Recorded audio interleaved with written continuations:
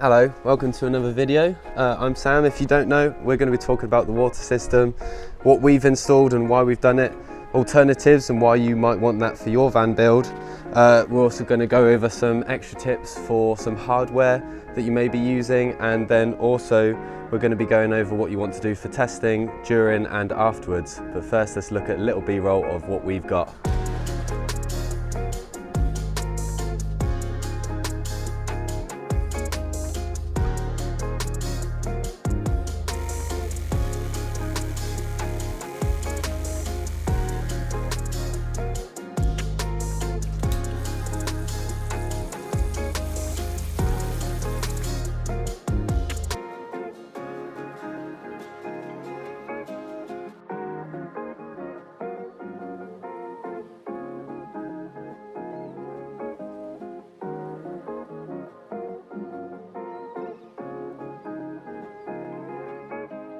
That was a bit speedy. So let's go over what we have in our van. So we've got our 24-litre wheel arch tank to save space.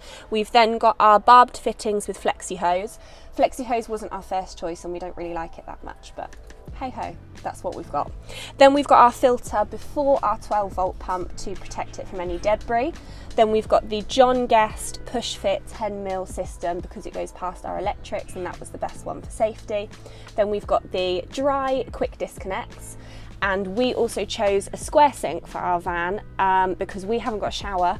So not only are we going to be doing all our washing up in there, we're also going to be washing ourselves, so it was the best one for space. Then underneath our sink we've got our 10-litre grey water tank. This one obviously isn't as big as our other tank, but you don't need it to be. And then connected to both tanks we've got our level indicators with an LED panel, so we can always see the levels in both of them.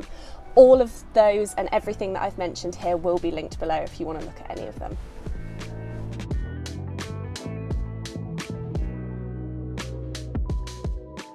So now talking about the alternatives, we did go for quite a small tank, and that's just because our water needs aren't that big.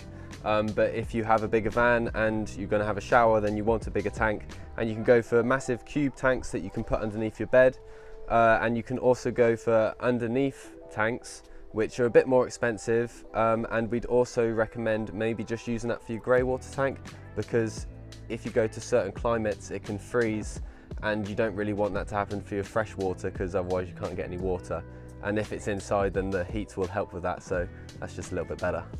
Now, with regards to flexible hose and barbed fittings, we don't really like them, but we kind of made it work because our pump had the barbed outlet and inlet, so we made it work. But when you're going round the corners, it bends, and that's what you thought you'd be able to use with the flexible hosing, but it doesn't work, it causes leaks, so stay away from it if you can. The JG fitting's better. When it comes to pumps, you can go simpler and you can go for a foot pump or a hand pump. Ours is a 12-volt 35 psi pump with the barbed outlet and inlet. You can probably get 12-volt ones which are screw thread, which would work better if you're doing the JG system. And then if you've got a shower and a bigger van build, then you might be going for a 24-volt system, and you can also get pumps which fit that as well. The JG push fittings work really well. You get these inserts and then you just push the main bit in and then it's done. So we'd recommend this. There's obviously other push fit dealers on the market, but these seem to work really well, and all the right angles and all the other connections that you can get are really readily available with John Guest, so maybe that's just the best one. Yeah, do that. Now, these dry quick disconnects that we got are really good. A little bit of a drip, but it's fine. And they took a little bit of finding, but it's just off of RS Components, and that's the best place to find them. Honestly, anywhere else is so difficult, and we know these are going to be food, water safe to go for. You can use them in many different ways. Our idea is that we can put our whole thing away, and this is going to be completely covered, so you can't know a sink's there. And also at the back end is so that you can drain the whole system, or it's also going to be able to use the pump to fill the system up as well. And just the fact that they're dry is so useful. We had some other ones before that weren't, and just stay away from them. Dry quick disconnects. We went for a square sink to try and save as much space as possible. You can get cooker sink combos, which work pretty well for a small van as well. We're going to use this for storage, so that's an idea if you are putting a big sink in.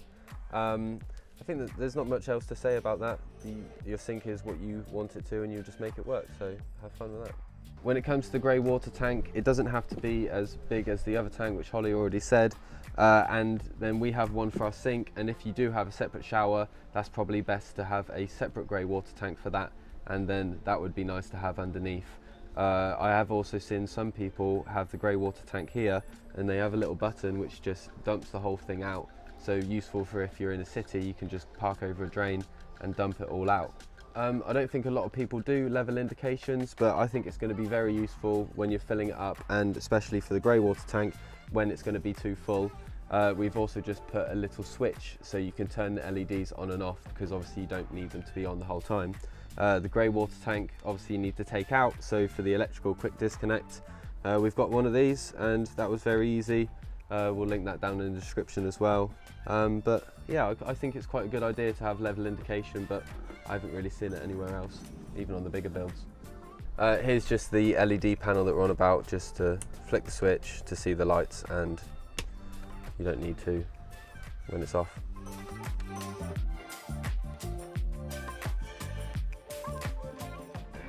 As already said with the flexi hose, if you have it coming round in a bend, then that can induce the leak, so you don't really want that. Having it straight like this with T-bar barbed fittings is the better choice if you do have flexible hose. Again, for the flexi hose, you're going to be using Jubilee clamps to hold them down. These ones are smaller and they're off Amazon, and we found them to be a lot better if you're using them at the higher range. So if you've got an 8 to 10 mil and these are 10 mil, then it's better that it's at the higher range than if this is a 10 to 13 and you're using it at the 10 mil, which is the lower range. It doesn't work as well. So get these off Amazon. These are from Screwfix, and they don't just go small enough for this system as it is. If you've got larger hoses, then you'll need larger Jubilee clips. So as already said earlier, this filter is just to protect the pump from debris. It's not actually going to filter the water any better for drinking. Our idea is to have a filtered jug in the fridge, which also means our water can be a bit colder. You can get under the water sink filtration systems, but we don't have enough room for that. So this is our water line, and you can see it goes pretty close to the electrics. We actually had it running above the electrics before, which was obviously quite dangerous.